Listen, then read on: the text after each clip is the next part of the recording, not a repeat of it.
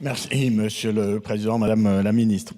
L'annonce de la prochaine fermeture de l'Institut national supérieur du professorat de l'éducation à Saint-Denis, dans ma circonscription, suscite incompréhension et une inquiétude que je partage. Chargé de former les futurs enseignants du second degré technologique et professionnel, l'INSPE dionysien est un site historique, emblématique, issu de l'École normale nationale d'apprentissage.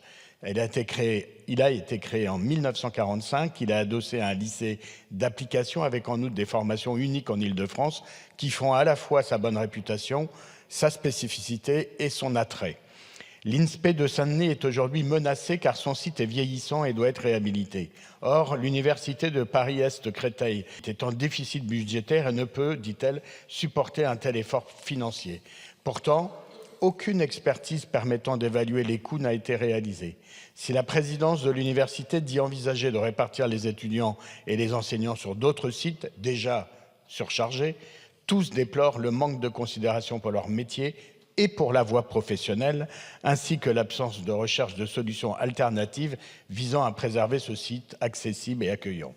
Implanté au cœur d'un département, la Seine-Saint-Denis, où l'enseignement professionnel est plébiscité puisque près de 30% des élèves entrant en seconde empruntent la voie professionnelle.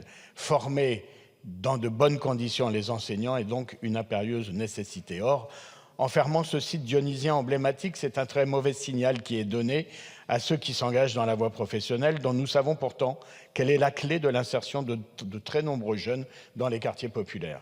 Cette fermeture, prévue initialement en 2025, a été repoussée en 2026. Nous pensons que ça laisse le temps à l'État de reprendre la main sur le dossier. Car si nul ne peut ignorer les difficultés financières des universités publiques, les arbitrages doivent, à mon sens, être contrôlés.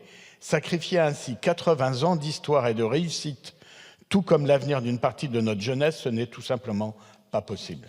Madame la ministre, l'État envisage-t-il de se saisir de cette situation ? Les syndicats demandent par ailleurs une concertation et de surseoir en attendant à ce projet de fermeture. Que comptez-vous répondre à ces demandes ? Merci.